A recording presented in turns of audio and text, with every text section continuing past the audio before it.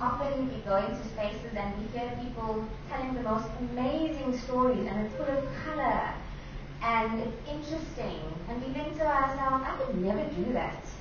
They have big names, they win awards, and yet the stories that we tell ourselves to each other all the time are equally powerful and equally valid. So I just want to read this to you as a start. And when I talk about I write, the same applies to I tell stories before it. Okay? So why do we do this? I write what I like. I write so I can speak, think, and act. I write because I'm afraid, angry, filled with joy. I write so we will not forget. I write to forget. I write because it's my job. I do not write because others cannot read and cannot write.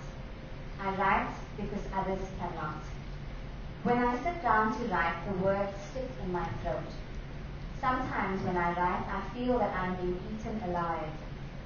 My writing fell without echo into the darkness. My writing caused a revolution. My writing brought pestilence and suffering. I was persecuted for my writing. I write smell and taste. I write the past and the future. I write to be me. I write to be. I write a new self. I write for my people. I write the world. I write so that I can be different. I write so that they can be different. I write so we can be different. And this is really why we tell stories about ourselves, about each other, because they are powerful. They locate us in our past, in our present, and in our future. And for the rest of the few days, as we are going through the process of learning how to make a digital story, I'd really like you to keep this in mind. Telling stories has the most amazing power. You know, often in my home, I think about all the things that I never knew, that I didn't learn formally. I didn't know, for example, that my grandmother always used to tell me, if you have a ringworm on your leg, what you need to do is just put some nail polish remover on your leg, and that will help you. And that's a story about medicine. It's a story about the knowledge that older women have. And if they don't tell us those stories, we don't know the history. We don't know the things that we can do in our present that we can pass on to future generations. So, really, please keep this in mind and know that all stories have value. And we all have a story. Sometimes we think we don't, but we really do.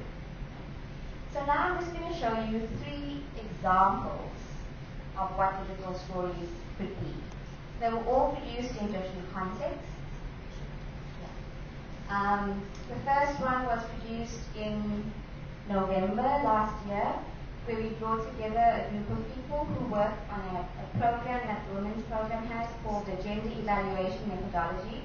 And can you imagine asking someone to tell a story about evaluation? It sounds really boring, right? It sounds, oh, we all have to do a log frame, or we have to find writing proposals, about all these different kinds of things.